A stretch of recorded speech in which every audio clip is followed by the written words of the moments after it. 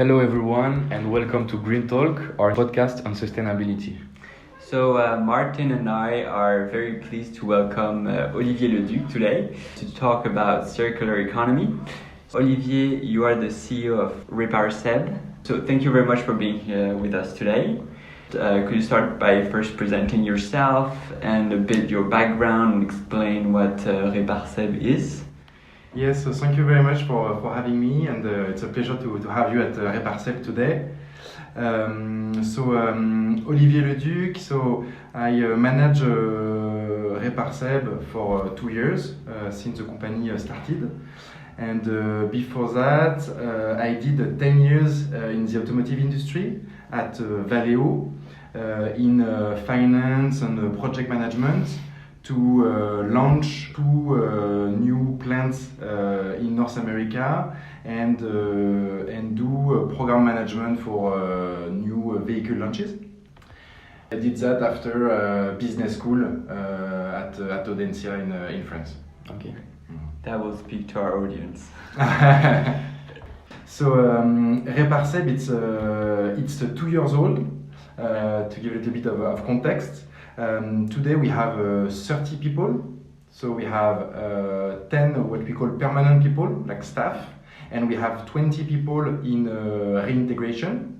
And the goal by next year, 2024, is to have about 30 people in reintegration on a daily basis, and which will rotate based on as they get a job outside of RepareSeb. And so the logic of RepareSeb is reintegration of men and women who are unemployed for whatever reason for a long time.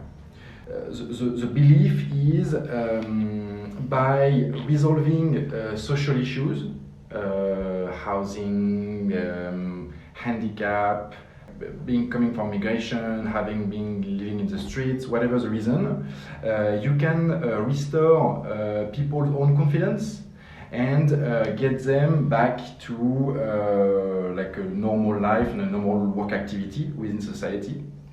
And so that's the logic behind the creation of RepareSeb. And what are the different shareholders and stakeholders that are part of the initiative, and what are their implication maybe in the design thinking to include the production in the circular economy process? So RepareSeb today we have 2 shareholders. We have on one side the Groupe Ares, which is an association which accompanies about 2,000 people per year towards long-time employment. Their specificity is really about reintegrating people into society. And the second shareholder is GreenTalk. So GreenTalk is all the brands like Tefal, Molinex, Groups, Lagostina, Roventa, and it's the worldwide leader in small domestic appliances. And basically the logic is coming from a GreenTalk. They are really focused on repairability of their product for a very long time. And they're having an issue, which is that there is the very high cost of rent and difficulty to find experienced technical people have generated an issue in big cities, that there is no more repair shops in big cities. And so for them, in their logic of repairability, that's a big issue because Paris is one of the biggest markets, right? And we are the only repair shop in Paris. Oh, yeah. Right? And you have the same issue now in Lyon, in Lille, in Marseille, in Nantes, and it's just a growing issue because rent costs are just skyrocketing. And so to answer to your question about a shift in mindsets, they were really focused on how can we get repair shop close to the end consumers, because they realized that it was very important for their consumers to have a direct access to a repair shop, because people are very attached to their small domestic appliances, right? When you have your bread maker or your coffee maker, you just want it to work and you want to change it. Part of their logic was we need to design products which are repairable. So at the design phase, you make sure it's a small components put together, that you don't have any more plastic clips, but you have screws everywhere. So when you have to open the product, you don't have to break the plastic parts, right? And you can disassemble it very easily. So you have to think at the design phase. You have to have the spare parts available, right? And the engagement from GreenTalk is 10 years of spare parts available for all the products since 2015, and it's 15 years for all the products since 2021. Okay. So that's a very big commitment, and they have a huge warehouse in the east of France to store all the spare parts. But same logic, you have to be able to store them, to be able to ship them everywhere at a decent cost. You need to make sure they are small components. The third component of repairability is to have the documentation to disassemble, to test, to repair the products available and freely available, right? And GreenTalk has made their documentation fully available. There is a lot of tutorials on YouTube on how to do it yourself, how to disassemble your parts, how to order your components and everything. And the last piece of that is to have the repair shops available, right, for the consumer who are not taking the risks to do it themselves. So there is clearly a shift in the way you think the product, and clearly GreenTalk is very ahead of their competitors in this topic. And they were the one who wanted to do this repair shop in Paris. Okay. So how is RepareSeb able to merge the environmental, the social, and economic benefits of the company and function with all of these three aspects in mind? Okay, so I think the first thing in whatever project is to be economically viable, right? And that's our main challenge.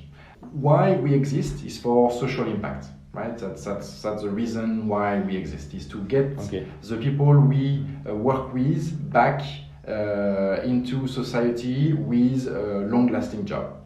But for that, we need to find, and it has been the challenge for the last 2 years, the right economic model to be able to repair products while making money. So we are the only one with small domestic appliances. So for bigger domestic appliances like washing machines, fridge, there is freezers, you have a lot of repair shops. But for small domestic appliances, you don't, because there is a huge diversity in products, right? If you do a coffee machine or a bread toaster or an iron machine or vacuum cleaner, it has nothing to do, right? It's very different components, very different parts. The struggle was to find the right value for the repair activity, and there was a big work with Seb on how to find the right, how do you share the value between the constructor, between the repair, and with the final consumer, right? And today we believe we have found the balance. We are not yet at zero, right? We hope to be next year. We are fully confident we will be next year. We just need to increase our volumes, but that's not an issue. But it was really to find the right sharing of the value between all the different stakeholders to be able to make it work, right? So our goal is to be at zero. We don't have a purpose to make profit, and actually in our statute there is no profit that can go to any of the shareholders, right? So all the profit is reinvested back into the project. So social project by essence, it has to be economically viable, and the environmental part of it, it's just a plus. It's an add-on we have on the project, right? It makes a lot of sense. It's obvious, right, by what we do, but it was really it is just so obvious that we don't even talk about it. It's very essential, and it makes a lot of sense for many consumers today. It's just really a plus on the project, which is just a very complete project. Okay. So it wasn't designed that way at the beginning? Not really. Okay. Just by essence, I guess repairability has an environmental positive impact, right? Yeah. But it was really not designed. We never thought about it, right? It was a repair project, so it was environmentally friendly by essence, but just really part of it. And on the social part, could you explain how works the professional reintegration at RepareSeb? Yes. So the way it works, basically, we have help from the government. We get a subvention from the government to help those people, okay, which is half of the SMIC, of the minimum wage, right? And the condition is that they can be with us for a maximum of 24 months, right? So we have those people 24 months with us maximum, for which we get financial help, right? To help them resolve the social issues, learn the work attitudes and skills, and find the right job for them.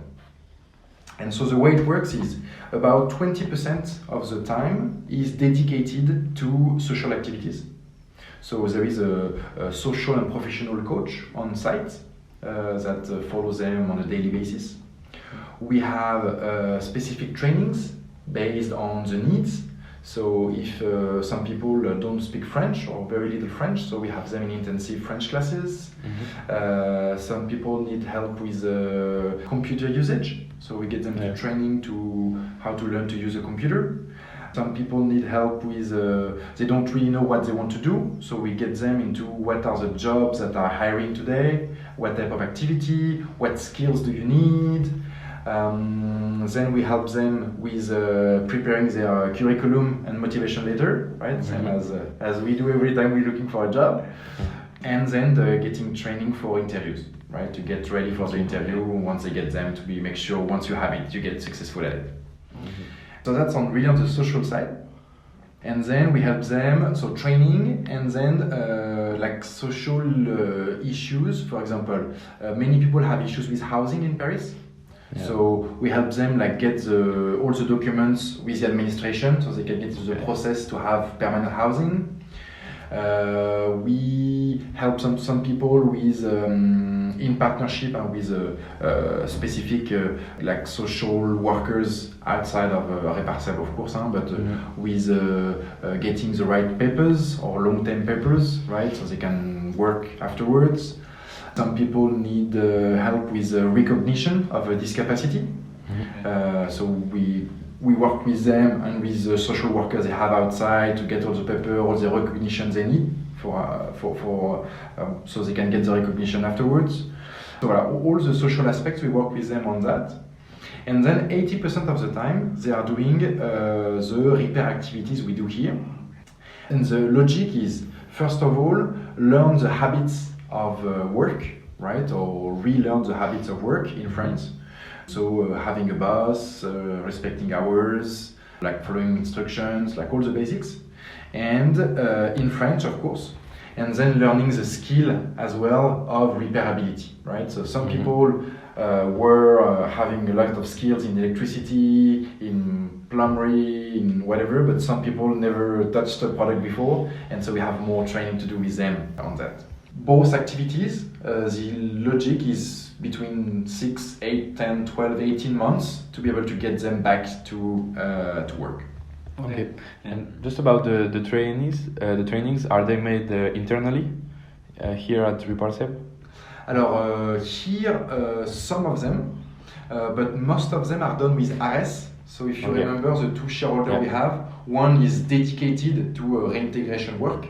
And so they communized the trainings for all 2,000 people they accompany, like all the activities they have in Paris. And are there typical profiles that you target, for instance? In RepareSeb? Yes. Yes, so it's a very good question. So we have a very limited capacities, right? We only have 30 jobs, which is very little compared to the 2,000 Ares has. So we try to target people who have a project in repair activities, right? So when we hire people, we tell the social workers we work with, hey, we have a spot available. If you have people who have interest in that, send them to us. So it's not an obligation, but it's better if you like what you do, right? It's more motivation to do it every day and learn to do it, and then it's more justification once you have to do an interview. If you practice a job for 18 months or 2 years, than if you want to do a bakerman afterwards. It's harder to justify, right? You did RepareSeb for 2 years with us. Okay. So our society promotes new product all the time, but you see a shift in mindset when it comes to people buying used products? I guess very slowly. So when I started 2 years ago, I think it was only like super engaged, environmentally friendly people who were looking for the shops that was doing repair work and everything. I think more and more today we are getting people who are looking for a good price, right? So you had a very high inflation last year, especially on small domestic appliances. And on the other hand, you have le Fonds de Réparation from the French government, who helps give you like money for repairing your product. So for example, if you have to repair your vacuum cleaner, the cost is maybe, I don't know, 50 euros or 70 euros, and you can get 30 or 40 euros help from the government. So that's a very good incitation to get your product repaired. And so I think more and more people are trying to find the repair shops to do it, and getting more used to repair their activity instead of their products, instead of buying a new one. Okay. Do you plan on developing RepareSeb in other cities across France? I think you mentioned before Lyon and Nantes that may have the same problem that we have here in Paris. Yes, of course we think about it. But I think we demonstrated that we can do it. It can work with small domestic appliances, and so I can only encourage people to go and create their own in other cities. Mm-hmm. Young students like you, people who already have a repair company, I think there is a need to duplicate this model. I don't know if it will be called RepareSeb or something else, but I think there is really a need to duplicate it for sure. And so, what would you say to a student who just graduated and who wants to have a positive impact but is not willing to sacrifice a high salary? Would you have any recommendation for our auditors? We know that you have been doing another job before, so yeah, would you have any recommendation on this? I don't know if recommendation. I think it's a very personal way. I think, but I think first of all we need to be clear on what is salary for. I think it's very important to understand what are our needs, and based on that define how much we need. I think we have grown up in the logic that we need to make the most money possible and every year make more money. And I think I think we can see it another way, we can present it another way, instead of thinking of it as a sacrifice, just to try to define, okay, what do I like, how much do I need, and then if I get the money I need, like for the needs I have, then I'm okay, right? I don't need to make more, right? If we get more, we can always spend more. There is 1,000 ways to do it. But I think it's really just a way to define what you need, define what you want, and I think it's and then you can adjust your salary based on that. I think it's way easier than thinking of it as, okay, how do I sacrifice a high salary and how do I do it? I think it's easier to try not to compare with other people. It's hard, but I think that the best way is try to define it another way. And even if people decide to go for a few years to a bigger company, I did that. It's not opposed to the fact that you are trying to have an impact, you're trying to think of it differently. Honestly, there is no right way or wrong way to do it. I think it's just really try things, ask questions, get involved in companies. You have something called pro bono or mécénat de compétences in French, which is a very valuable tool for young people who don't want to sacrifice or are not sure yet they want to sacrifice their salary to go to a social job. It's a very good way to try something. So don't be afraid and really define your need, define what your salary is for, and I think it really helps to reconcile ourselves with a lower income on a monthly basis. Okay. So do you also see a trend in businesses to implement more and more circular economy? For sure, I think everyone today has to have a RSE activity and more and more circular economy. And I think there is two ways to do it, right? I think you have a big company for which the core business stays the same, but you justify or you have part of your activity which is a circular economy, which is again, there is no right or wrong, which is a way to say, okay, I'm still staying on my core business because this is where I make money and I have to abide by the rules of the way it works and has been working for 100 years. But I'm trying to do something within my company within the same way I do things. And I think what we see is more and more companies that put circular economy at the heart of what they do, right? So you have new companies that make furniture, for example, based on the circular. They are not like a big IKEA that does a little bit of circular economy, right? They are a company that makes all their furniture based on stuff they have recovered from somewhere else or things like that. Again, I don't think there is one right way or wrong way, but I think there is more and more activities around that. And today, just to give you a figure, 10% of employment in France is in the ESS, Économie Sociale et Solidaire, which most of it is based on circular economy. When you get all the fruit and vegetables to make marmalade, and like RepareSeb, when you get all products, you repair them to put them back in the market, like all of it. So most of it is based around that. So I really think circular economy is the way to go forward. I believe personally that it should be a dedicated activity around that, but I think it's a very good way for big companies to start doing a little bit of it with having a part of their activity around circular economy. Okay. Yeah, it was really insightful for our auditors, so thank you very much for your time. Thanks a lot. Thank you so much for having listened to our podcast, and thank you again, Olivier, for your very interesting insights. On our side, we invite you in 2 weeks for our next episode with Adam from the Master of Business Transformation for Sustainability at Catch Business School. We will talk about choosing a path in sustainability and opportunities related to this field. Take care of yourself and see you in 2 weeks.